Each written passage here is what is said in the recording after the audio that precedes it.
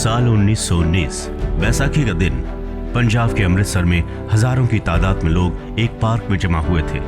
Rowlatt act के तहत कांग्रेस के सत्यपाल और सैफुद्दीन किचलू को अंग्रेजों ने अरेस्ट कर लिया था। लोग वहां दोनों की गिरफ्तारी के खिलाफ शांति से प्रोटेस्ट कर रहे थे।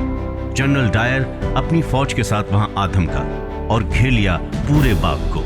उसने ना तो प्रदर्शनकारियों को जाने के लिए कहा और ना ही कोई वार्निंग दी। डायर ने बस एक काम किया, अपनी फौज को फायरिंग करने का ऑर्डर दे दिया।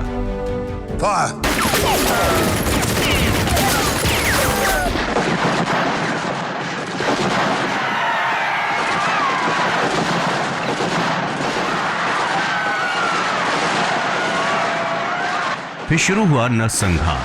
अंग्रेजों ने उन मासूम लोगों पर दनादन गोलियां चलाई। उस फायरिंग में बहुत लोगों की जानें गईं। बाग का इकलौता एग्जिट गेट अंग्रेजों ने बंद कर दिया।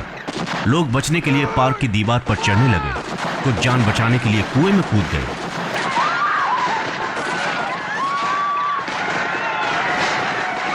गोरों की इस हरकत से सब गुस्साए बैठे थे। कोई जिंदा है? कोई जिंदा है?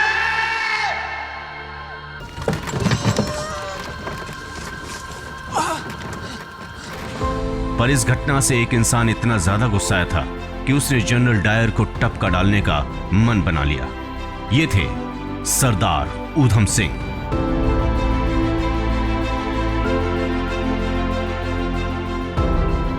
ऊधम सिंह की जिंदगी से जुड़े कुछ किस्से आज इस वीडियो में आपको बताने जा रहे हैं। जन्म से लेकर अनाथालय तक। सरदार ऊधम सिंह 26 दिसंबर 1899 को पंजाब के संगरूर जिले के सुनाम गांव में पैदा हुए। पापा सरदार तेहाल सिंह जम्मू उपल्ली गांव में रेलवे चौकीदार थे। पापा ने नाम दिया शेर सिंह।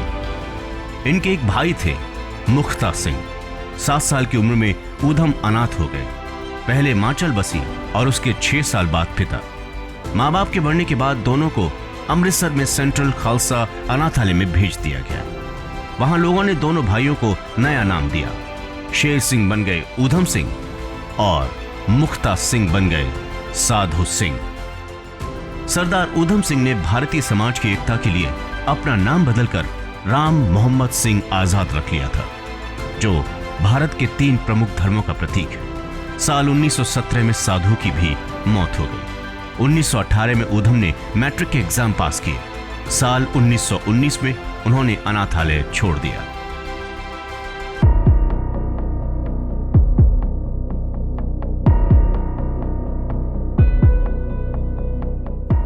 जलियांवाला बाग कांड और उनकी प्रतिज्ञा। ऊधम सिंह के सामने ही 13 अप्रैल 1919 को जलियांवाला बाग नरसंहार हुआ था। उन्होंने अपनी आंखों से डायर की करतूत देखी थी।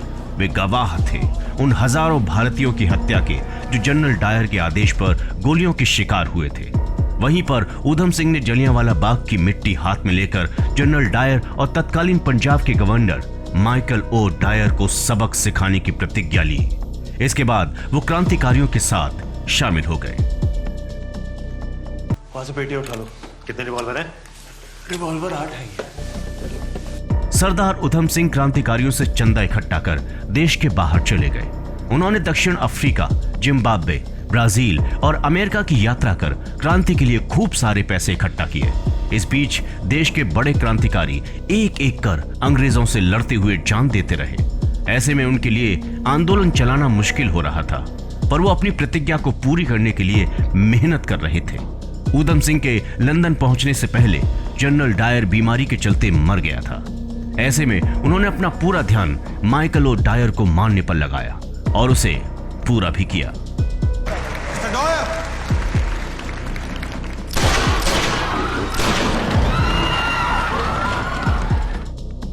भगत सिंह के फैन।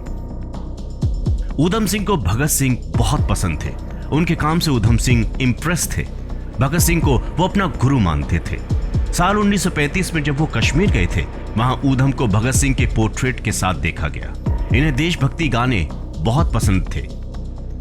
वे राम प्रसाद बिस्मिल के भी फैन थे। कुछ महीने कश्मीर में रहने के बाद वो विदेश चले गए। डायर की डेथ। सरदार ऊधम सिंह जलियांवाला बाग नरसंहार से आक्रोशित थे। जनरल डायर की 1927 में ब्रेन हेमरेज से मौत हो चुकी थी। ऐसे में ऊधम सिंह के आक्रोश का निशाना बना उस नरसंहार के वक्त पंजाब का गवर्नर रहा माइकल फ्रांसिस ओ डायर, जिसने नरसंहार को उचित ठहराया था। 13 मार्च 1940 को रॉयल सेंट्रल एशियन सोसाइटी की लंदन के काक्सटन हॉल में बैठक थी। वहां माइकल ओ डायर भी स्पीकर्स में से एक था। ऊधम सिंह उस दिन टाइम से वहां पहुंच गए। अपनी रिवॉल्वर उन्होंने एक मोटी किताब में छिपा रखी थी। पता है कैसे? उन्होंने किताब के पन्नों को रिवॉल्वर के शेप में काट लिया था और बक्से जैसा बना लिया था। उससे उनको हथियार छिपाने में आसानी हुई। बैठक के बाद दीवार के पीछे से मोर्चा संभालते हुए ऊधम सिंह ने माइकल और डायर को निशाना बनाया। ऊधम की चलाई हुई 2 गोलियां डायर को लगी, जिससे उसकी तुरंत मौत हो गई। उसके साथ ही ऊधम सिंह ने अपनी प्रतिज्ञा पूरी की और दुनिया को संदेश दिया कि अत्याचारियों को भारतीय वीर कभी छोड़ नहीं सकते।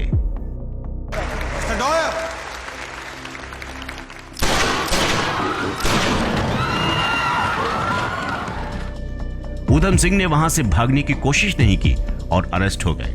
उन पर मुकदमा चला, कोर्ट में पेशी हुई। जज ने सवाल दागा कि ओ डायर के अलावा उसके दोस्तों को क्यों नहीं मारा।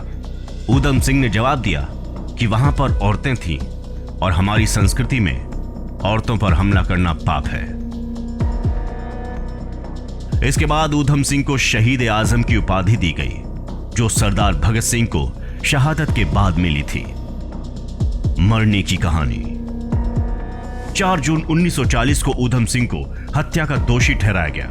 31 जुलाई 1940 को उन्हें पेंटन विलेज जेल में फांसी दे दी गई।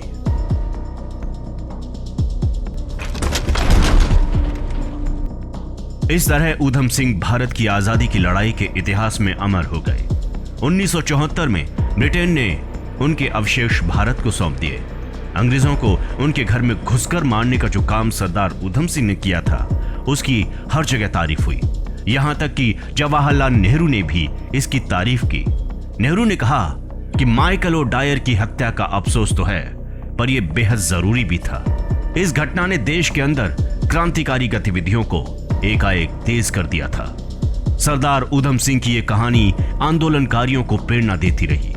इसके बाद की तमाम घटनाओं को सब जानते हैं। अंग्रेजों को 7 साल के अंदर देश छोड़ना पड़ा और हमारा देश आजाद हो गया।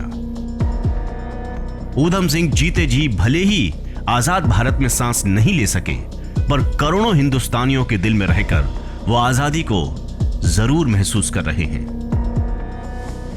अगर आप भी ऊधम सिंह की इस कहानी से प्रभावित हैं तो कमेंट सेक्शन में जय हिंद टाइप करें।